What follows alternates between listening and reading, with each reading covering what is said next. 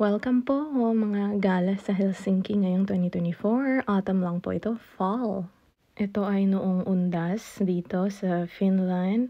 Totoo holiday nila November 2. Yung November 1, hindi holiday sa kanila yun. Ayun, nagkataon na laman namin libre nung araw na to kaya pumunta kami ng museum.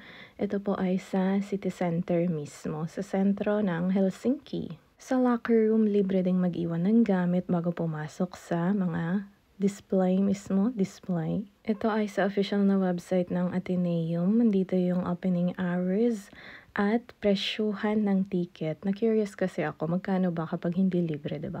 Ito naman yung mga dates na libre ngayong 2024. Ang totoo, nagulat ako na napakaraming tao dun sa loob ng museum. Hindi ko na rin po pinicturean yung loob kasi parang bawal ata. Kahit napakarami naman sa kanila ay nagpipicture talaga gamit yung kanilang phones. Pag chinek naman tong website ng museum, 3 languages pwede mong gamitin, English, Finnish, Swedish. Kaya hindi ka naman mawawala kahit hindi ka marunong mag-Finnish. May mga din pala dito, ages, groups na libre sa kanila or discounted pag bibili ng ticket.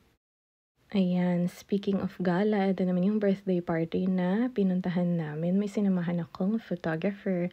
Ito yung isa sa mga handa, tupig Ilocos, coconuts, at kakanin talaga yung loob. At yung handa nila, hindi ko na po na-picture yung foods. Kasi syempre, wala lang. Focus sa kids. At pag-assist, char. Ayan. Kapupunta mo ng maraming handaan. May mga, Filipino brands ka nang napapansin. Char. Yung nag-cater po. Salamat din po sa kababayan hosts. May pa-take out. Cake pa talaga kinuha ko. Mga biyaheng maulan-ulan. Ito naman, natuwa lang. Malapit to sa Mall of Tripla, isang napakalaking mall dito sa Helsinki, ang capital ng Finland.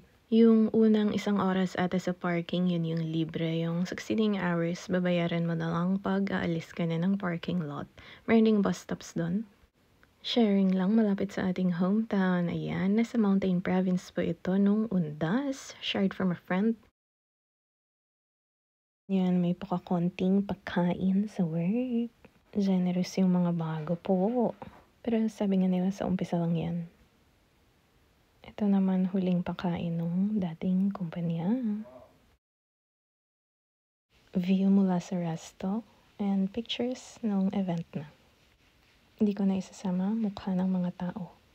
Privacy batches. Inumin na lang at mga pagkain.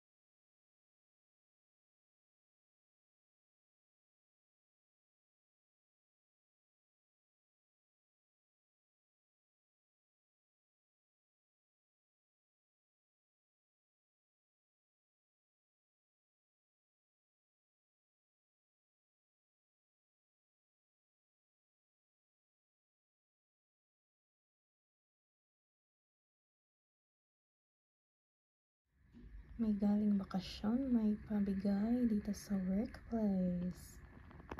Yung tradisyon nila. Kung may mga galing ang bakasyon na nagte-travel, tapos pupunta, babalik ng work, dadala ng sweets.